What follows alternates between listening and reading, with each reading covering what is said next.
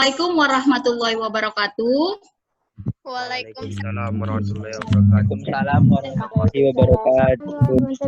Apa kabar? Apa kabar kalian semua hari ini? Alhamdulillah baik, Mem. Baik ya. Oke, perkenalan dulu ya dengan saya.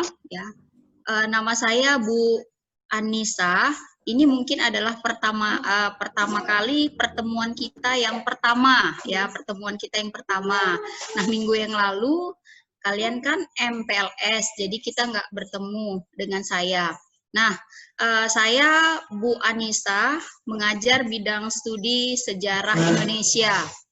Ya, jadi hari ini kita akan membahas tentang sejarah, tapi untuk yang pertama kali pembahasan kita itu masih berkisar tentang dasar-dasar sejarah.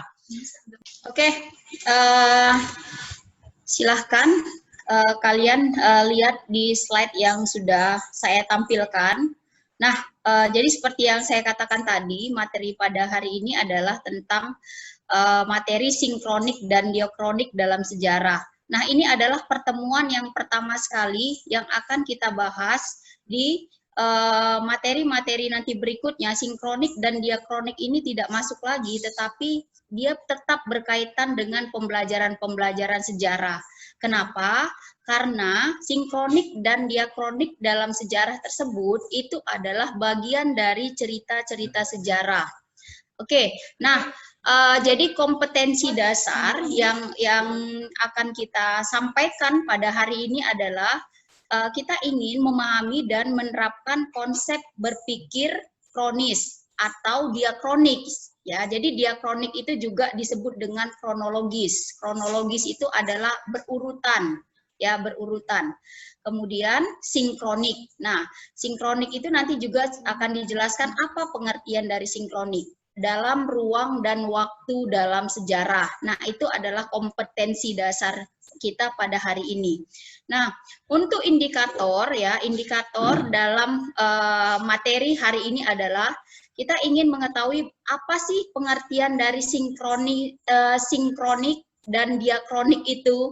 Kemudian bagaimana kita bisa menerapkan berpikir diakronik dan sinkronik dalam memahami dan merekonstruksi sejarah yang akan kita pelajari nanti ke depannya selama 3 tahun ini.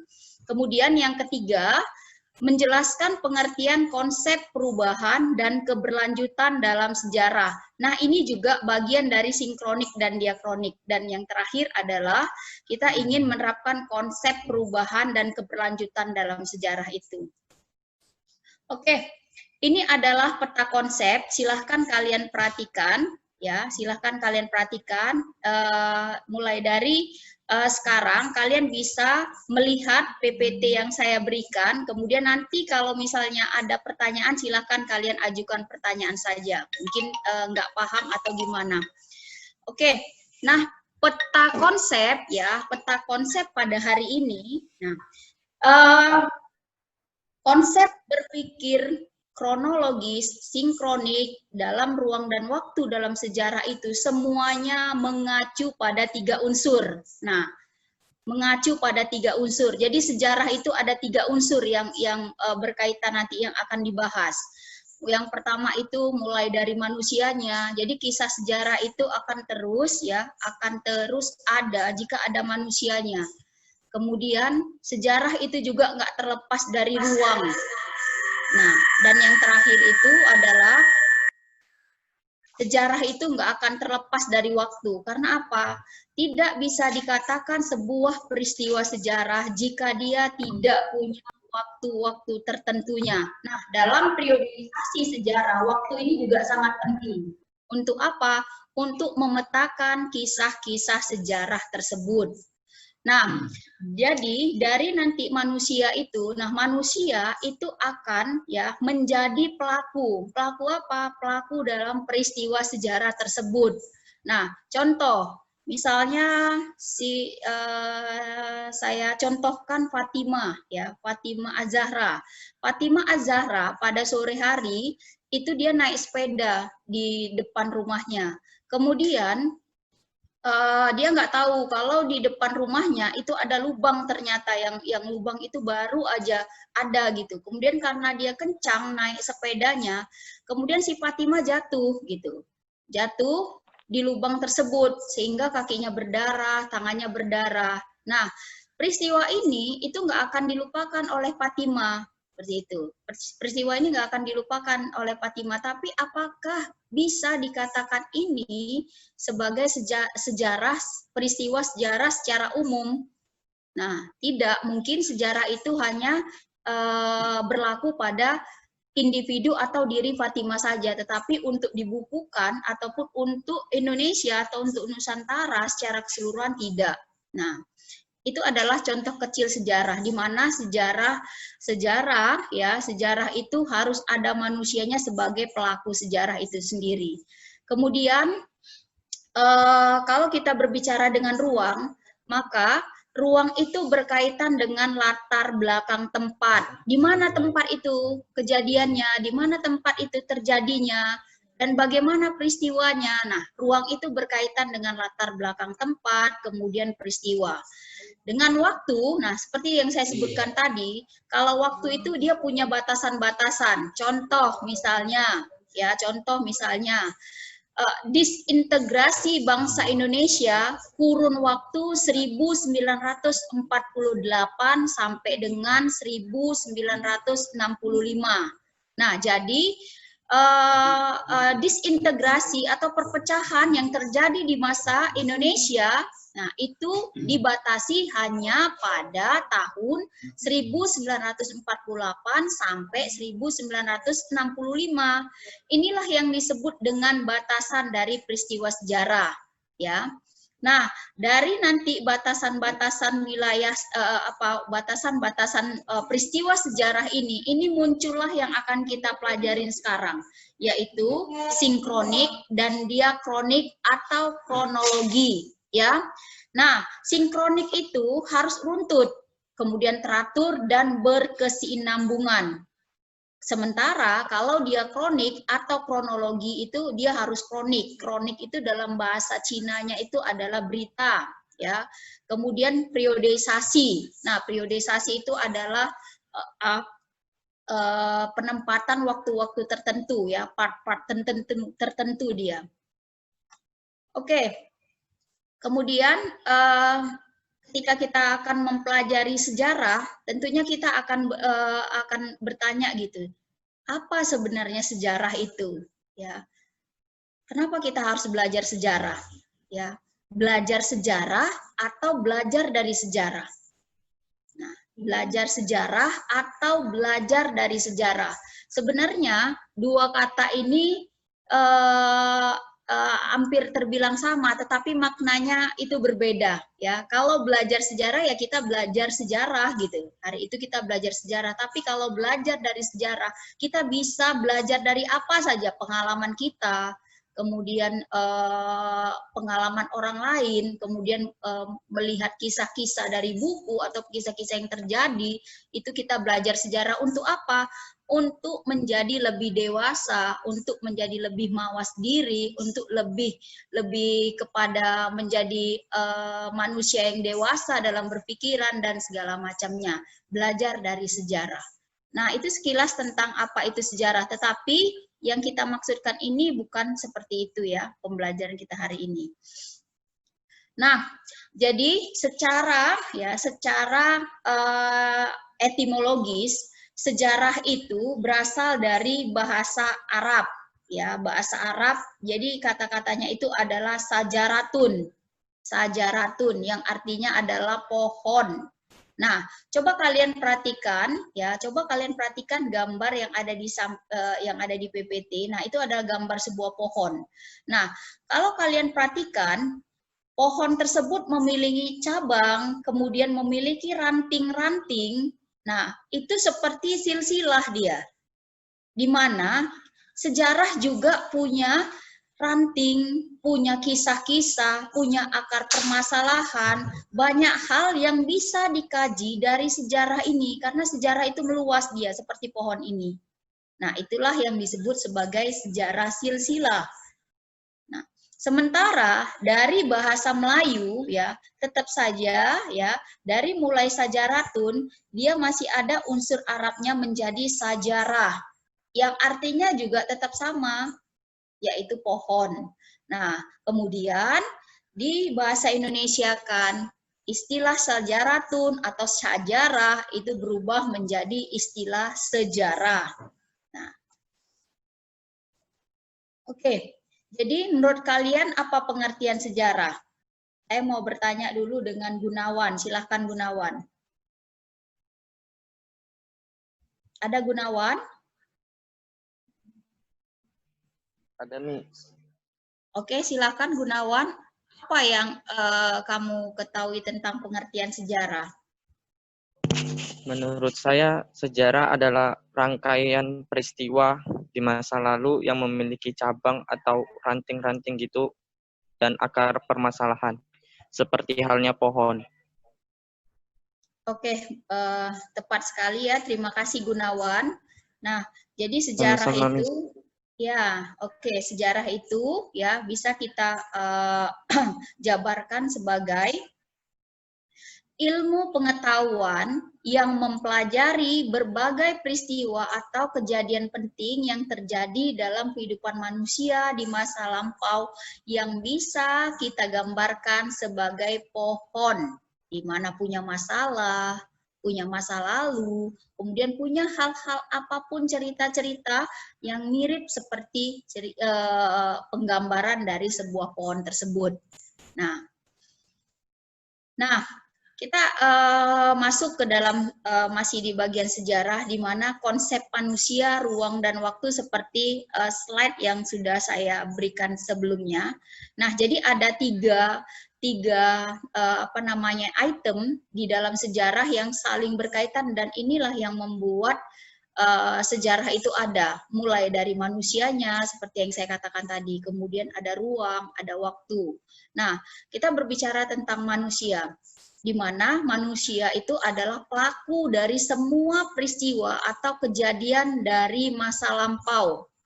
Kemudian manusia pasti akan terlibat dalam sejarah, apakah tadi sejarah di individu dia sendiri gitu, ataupun sejarah di universal atau di umumnya. Contohnya saja misalnya, nah ada seorang tokoh, kita sebut saja Bapak proklamator kita yaitu Soekarno. Nah, Soekarno itu awalnya dulu masih kecilnya, dia adalah sebagai individu biasa, tetapi ketika dia sudah dewasa, kemudian sudah menjadi seorang presiden atau menjadi tokoh bangsa, banyak hal-hal yang dilakukannya, ya banyak hal-hal yang dilakukannya itu berkaitan dengan masalah-masalah besar yang mengaitkan tentang kejadian-kejadian untuk yang bersifat nasional. Nah, jadi yang tadinya Soekarno itu hanya individu biasa, kemudian dia sudah melakukan banyak hal dan itu terekam di dalam sejarah nasional ataupun sejarah Indonesia, maka dia merupakan pelaku sejarah. Nah, manusia juga yang membuat sejarah tersebut. Jadi yang sekarang ini saat ini kita sedang mengalami pandemi COVID-19. Nah, itu juga merupakan bagian dari manusia yang membuat sejarah itu sendiri. Kemudian sejarah yang sekarang kita pelajari adalah sejarahnya manusia yang akan dicari-cari ketika masa yang akan datang. Contohnya, kalian ini sekarang duduk di SMA kelas 10. Nah, 3 tahun kalian di SMA di masa kini, kalian akan mencari masa ini ketika kalian itu bekerja, ketika kalian ketemu dengan teman-teman kalian yang di satu SMA dulu dan kalian berbicara mengenai apa? Wah, dulu kita kelas 10 seperti ini ya di SMA, kita tuh pembelajarannya daring. Kita itu pembelajarannya enggak tatap muka selama beberapa lama. Nah, jadi sejarah yang sekarang ini akan sangat bermanfaat sekali untuk yang masa akan datang. Kemudian yang berikutnya adalah ruang. Nah, ruang itu tadi yang saya katakan adalah ruang itu berkaitan tentang peristiwa, ya, peristiwa tempat, ya kan, waktu itu nanti ya, peristiwa tentang tempat. Nah, jadi peristiwa masa lalu itu berlangsung dalam batasan ruang ataupun tempat. Misalnya contoh, di mana ya tempat pengasingan Bung Karno yang ada di Sumatera Utara? Oke, di mana? Di Parapat. Nah, tempatnya itu ada di Parapat. Di mana ya? Kisah dari peristiwa Tanjung Morawa? Oh, di Tanjung Morawa. Maka yang dimaksud dengan ruang itu adalah dia punya tempat. Nah, kemudian unsur ruang akan membuktikan peristiwa itu benar-benar ada dan nyata. Jadi kalau misalnya Soekarno pernah diasingkan tuh di Parapat, mana tempatnya? Nggak ada gitu. Nah, itu bukan dikatakan sejarah. Karena apa? Dia nggak punya tempat. Oh, nggak ada tempatnya itu. Nah, itu nggak bisa dikatakan sebagai sejarah. Ya, yang bisa dikatakan sejarah yang berkaitan tentang ruang, dia harus punya tempat. Oke, kemudian waktu. Waktu itu menjadi batasan yang akan terjadi. Jadi sejarah manusia itu nggak terlepas daripada waktu. Ini sekarang, saya duduk di sini. Ini adalah sejarah saat ini, di mana saya mengajar secara daring itu sekitar pukul 9 lewat berapa. Nah, itu adalah waktu, ada waktunya gitu. Nah, itu dalam skup yang pribadi atau khusus. Dalam skup yang besar, kita bisa mengkaitkan misalnya peristiwa PKI. Nah, PKI itu ada dua. Kita mau cerita yang PKI yang mana nih? Apakah peristiwa PKI yang 1948 atau peristiwa PKI yang tahun 1965? Nah, artinya dia punya waktu. Mana yang mau kita pelajari, mana yang mau kita kaitkan dengan peristiwa-peristiwa yang lain. Kemudian hanya manusia yang memiliki kesadaran akan waktu yang tahu benar-benar kisah-kisah sejarahnya nanti. Nah, kita akan masuk ke topik yang berikutnya, yaitu tentang konsep diakronik kronologis dalam sejarah. Jadi diakronik itu bisa kita sebut dengan kronologis atau secara urutan waktu, secara runut dia dalam sejarah ya. Nah, jadi pengertian ya istilah dari diakronik ataupun kronologis. Jadi diakronik itu berasal dari bahasa Yunani, yaitu dia dan kronos. Nah, dia itu artinya itu dalam bahasa Yunani itu dia melintas, kemudian melampauin, melaluin. Sementara kronos itu waktu. Nah, kronologis dari bahasa Yunani yaitu kronos dan logos, yaitu kronos itu waktu, logos itu adalah ilmu. Jadi bisa kita artikan diakronik itu adalah urutan suatu peristiwa sejarah sesuai dengan waktu terjadinya, ya, sesuai dengan waktu terjadinya. Jadi sesuai dengan waktu terjadinya lah secara runut itu yang disebut dengan diakronik atau kronologis. Nah, jadi nanti di dalam diakronik atau kronologi itu nanti dibagi lagi ke dalam istilahnya periodisasi. Jadi periodisasi itu akan membuat klasifikasi dari peristiwa-peristiwa sejarah dalam tahap-tahap dan pembabakan tertentu. Nah, oke. Contoh dari diakronik. Perhatikan PPT yang saya perlihatkan dengan kalian. Nah, contoh diakronik dalam diakronik itu sejarah itu dibatasi oleh waktu ya. Yaitu contohnya itu adalah masa pemerintahan Hayam Wuruk yang berlangsung antara tahun 1350 sampai 1389. Oke, saya mau tanya dengan Pak Kapi. Raja Hayam Wuruk itu berlangsung pada masa kerajaan apa? Ini di SMP sudah ada, Pak Kapi. Ada Pak Kapi?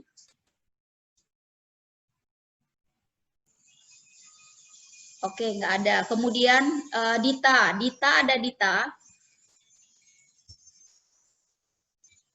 Nggak ada ya. Oke, jadi masa pemerintah, ya Dita ada? Ya, Bu. Ya, silahkan. Masa pemerintahan Raja Hayam Wuruk itu berlangsung pada kerajaan apa, Nak? Hayam Wuruk. Ya, Apa, Bu? nggak tahu ya. Oke, nanti akan kita pelajari. Jadi, Iya, masa Bu. pemerintahan Raja Hayam Wuruk itu berlangsung ya antara 1350 sampai 1389 itu pada masa kerajaan Majapahit. Oke. Majapahit. Ya, Majapahit benar. Jadi, tapi yang dimaksudkan di sini adalah ya masa pemerintahan Hayam Wuruk itu sampai dengan dari mulai 1350 sampai 1389. Jadi dalam kurun waktu itu saja yang dibahas oleh diakronik tersebut. Nah, kemudian Perang Diponegoro. Perang Diponegoro itu berlangsung 1825 sampai 1830. Nah, yang kita masukkan ataupun yang kita ceritakan dalam contoh diakronik ya peristiwa Perang Diponegoro itu aja dari tahun 1825 sampai 1830 ya. Oke. Contoh lain yang berkaitan dengan diakronik dan atau kronologi. Nah, kalau kita urutkan ya, diurutkan berdasarkan periodeisasi. Nah, ini yang akan kita pelajarin juga nih dalam sejarah. Mulai nanti di kelas 10 ini kita akan mempelajari masa prasejarah, ya kan, atau praaksara. Kemudian setelah masa pra-aksara, kita akan beralih ke masa Hindu-Buddha, di mana bangsa-bangsa asing mulai masuk ke Indonesia, mulai dari India, yang banyak membuat perubahan-perubahan yang sangat signifikan sekali bagi sejarah di Indonesia. Kemudian setelah masa Hindu-Buddha, nanti kita akan masuk setelah itu ke masa Islam. Kemudian setelah masa Islam, kita masuk ke masa kolonialis Barat. Kemudian nanti kita masuk ke masa pendudukan Jepang, kemudian masa revolusi, masa Orde Lama, masa Orde Baru, dan masa reformasi. Itu adalah diakronik ataupun diakronik ataupun kronologis yang bisa kita pelajari melalui tahapan-tahapan waktu yang dibantu oleh periodeisasi atau periode. Oke. Nah, kalau untuk contoh dari sinkronik dalam sejarah, ya. Nah, kalau dalam contoh kalau sinkronik dalam sejarah, nah itu kita bisa kaitkan dengan apa? Dengan contoh misalnya gini. Tadi kan ada kolonialisme Jepang di Indonesia, ya kan? Nah, kita perkecil lagi. Misalnya apa? Orang Jepang yang ada di koloni, misalnya di Sumatera Timur. Nah, dia lebih diperkecil lagi. Jadi sinkronik ini secara lebih khususnya lagi dia. Nah, itu ya. Jadi pengertiannya itu adalah sinkronik tadi adalah mempelajari peristiwa sejarah dengan segala aspeknya pada masa tertentu dengan lebih mendalam. Yang saya contohkan tadi, misalnya apa? Misalnya kolonialisme Jepang di Indonesia, itu kan umum kolonialisme Jepang di Indonesia kan. Nah, kita lebih khususnya lagi kita mau cari apa? Misalnya bagaimana pendudukan Jepang di Sumatera Utara. Nah, itulah yang disebut dengan sinkronik atau contoh dari sinkronik dalam sejarah tersebut. Nah, jadi untuk apa kita berpikir kronologis dan sinkronik dalam belajar sejarah? Oke, jadi katanya di sini ya, jika kita berpikir kronologis dalam belajar sejarah, maka sejarah akan memberikan kita gambaran yang utuh tentang apa? Tentang sebuah peristiwa atau perjalanan sejarah dalam kehidupan sehari-hari. Sementara untuk berpikir diakronik dan kronologis juga sangat diperlukan untuk dalam apa? Pemecahan masalah. Nah, misalnya kalian banyak tuh masalah-masalah yang terjadi sekarang ini. Nah, kalian akan memecahkan dengan apa? Pikirkan apa yang sebelumnya terjadi, apa yang membuat masalah itu terjadi. Ya. Nah, itulah bisa akhirnya satu pemecahan masalah akan bisa dilaksanakan. Jadi, kalau kita berpikiran sinkronik, maka ya kita akan lebih teliti Teliti dalam apa? Meneliti dalam mengamati gejala-gejala fenomena-fenomena yang terjadi untuk saat ini. Nah, contohnya gitu kan, contohnya pandemi ini, ya pandemi yang terjadi di tahun 2019 awalnya, makanya disebut dengan COVID-19. Nah, sebenarnya pada masa lampau pada 1920-an itu juga pernah terjadi di Spanyol, ya. Namanya dia kasusnya seperti kasus flu juga, dan itu dituliskan oleh siapa? Oleh para peneliti-peneliti. Artinya ya kita bisa menghadapi pandemi ini dengan berkaca apa? Berkaca pada peristiwa yang lalu gitu. Bagaimana untuk memecahkan masalah ini. Jadi sebenarnya kisah-kisah yang terjadi, permasalahan-permasalahan apapun yang terjadi itu bisa kita pecahkan jika kita tidak melupakan sejarah. Ya, jika kita tidak melupakan sejarah dan mulai mencari apakah ada peristiwa-peristiwa yang sama yang menyebabkan ya peristiwa ini kembali terjadi gitu. Oke, mungkin itu saja yang bisa saya paparkan pada pertemuan pertama kita tentang sinkronik dan diakronik dalam sejarah. Silahkan bagi kalian yang ingin bertanya, ya silahkan kalian tulis saja di chat ataupun kalian boleh langsung tanya jawab dengan saya. Silahkan.